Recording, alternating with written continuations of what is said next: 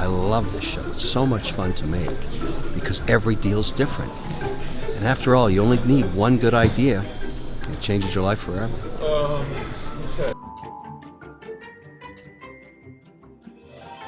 Welcome to another episode of Ask Mr. Wonderful, and I mean ask me anything. You ask the questions, and I give you the answers. Bring them on. Hi, Mr. Wonderful. My name is Paul. I've wanted to be an entrepreneur my entire life, and yet here I find myself at the age of 38 working a 9-to-5 job and never having taken the plunge and started my own company. I'm married. I have 2 wonderful kids. I'm the primary breadwinner for my family. We've got a mortgage to pay. Health insurance is through my company. It now seems like it's too late. It seems selfish and an unnecessary risk to put the livelihood that my family has come to depend on at risk in order to chase my dream. Do you think that I should give it up, or do you think I should continue? And if so, how? How do I justify taking that chance and risking what we have for something that might not work out? Thank you. Paul, it's a really, really interesting question and one I get all the time. And basically, in your situation, you're no, just kidding. Let me tell you what I really think. You should not risk your family's well-being. What you should do is work at night and on weekends on something you're passionate about to find out whether or not it's going to work before you take the leap. If you can actually prove what product or service has demand and people start buying it from you, you can do it like everybody else does. It's a side hustle until it has enough critical mass for you to jump ship. That way you don't take a huge risk. I would not risk my family's income. But if you know something that you really like, you can pursue it at nights and on weekends. Yeah, it becomes tough to go to soccer games and picnics, but that's okay because you're pursuing that dream at 38. You're not that old. You can definitely take a risk, but you're not going to give up your primary income until you have enough proof of concept, proof of customer, proof of sales, proof of cash flow, and all of those things can be done over a couple of year period of doing it as a side hustle. That's how entrepreneurs in your situation get started. Good luck, my friend. Hello, Mr. Wonderful. My name is Craig Smith. I live in Rosebud, Alberta.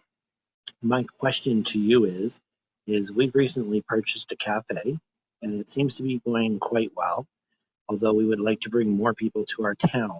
So what I have started to do is I built a market.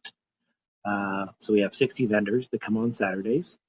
And then I've also created a ghost walk where people get to walk through the town, and we have a very talented man that sort of shows them around the town, and of course then they get to see a ghost. And we're trying to find other ways we can bring more people to this small town. What ideas would you have that would really grab people? Rosebud, Alberta is very famous for its theater and plays. Hey Craig, in Rosebud, Alberta, you have to tell a story. If you want more people to come to Rosebud, you have to tell them why it's an interesting drive, why it's an interesting day, and why lunch or dinner at your cafe is the peak of the whole thing. I mean, there must be some attributes of that town that are interesting that people should see.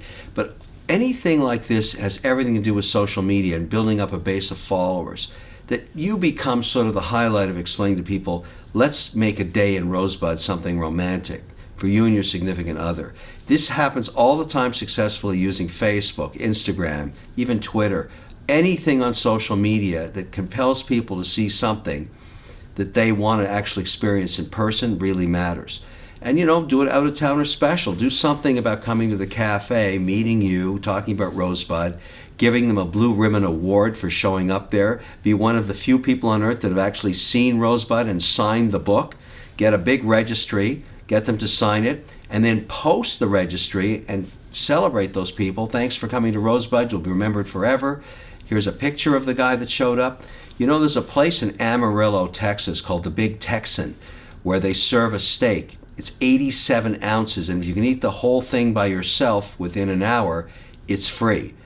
Yeah, it's pretty brutal. And they have pictures of everybody that's gone to Amarillo, Texas to do it. Same kind of idea, my friend. You make it a destination, you put a book up, you post the pictures, and people want to be part of that community. The Rosebud Memorial Book. There you have it. No extra charge for this advice.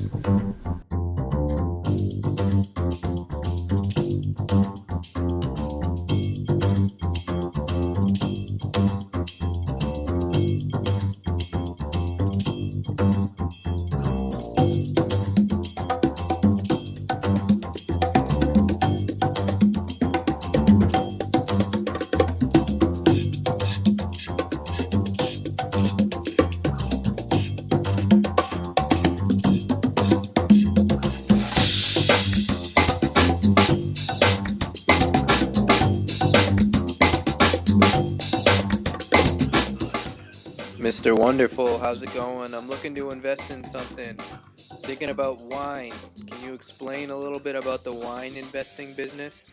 And maybe about what the best type of wine is out there? Thank you.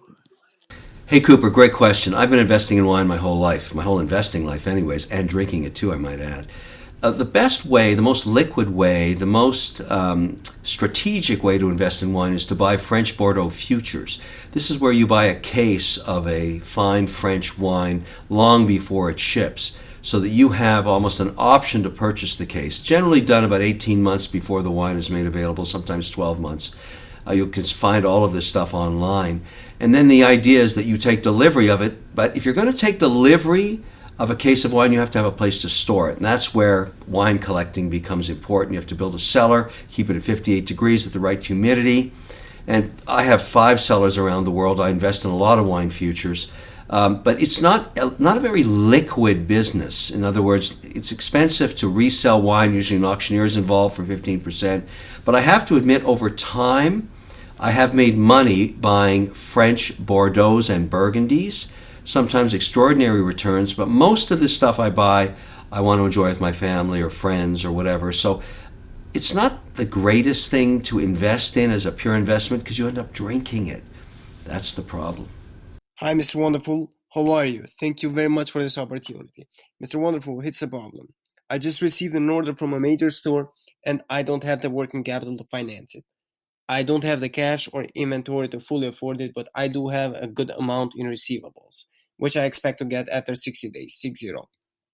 Two things that I try to solve this is, the first one is that to get a loan from regional banks and friends, but I didn't have much luck with that. The second is I found someone to sell my receivables, but they want a huge discount. If I sell to them, then I would make zero profit from my receivables since my margins are already low. I'm in the manufacturing business. Two solutions from my point of view is to tell the store that I could only afford to fulfill less than 1/3 of the order, but I'm afraid that I will lose them. The other is to sell equity. So, Mr. Wonderful, which one do you think is the best option? And thank you very much for your time. Robert, your situation is both good and bad. First of all, you have demand, which is always good. The fact that you can't fulfill it is bad. Factoring receivables is a delicate business. Factoring rates are now between 9 and 17%. You're probably experiencing that. Maybe the compromise situation is to fulfill some portion of this and ask the vendor to pay you maybe 30% up front to help you. I mean, very often being honest with your customer, explaining the dilemma you're in and how much you want to help them is the best way to do it. Instead of using a factor that's going to cost you 17%, go to the customer and say, look, if you could front me 30 or 40% of this order, I'll fulfill all of it because I want to service you. I want to do everything in my power. I'd start there. Factoring is very expensive. All of my Shark Tank companies go through this dilemma all the time. Factoring is expensive, there's no question. It's generally all of your profit to get cash flow, to keep the business moving and scale it up and be more productive. But the customer can be your first line of defense.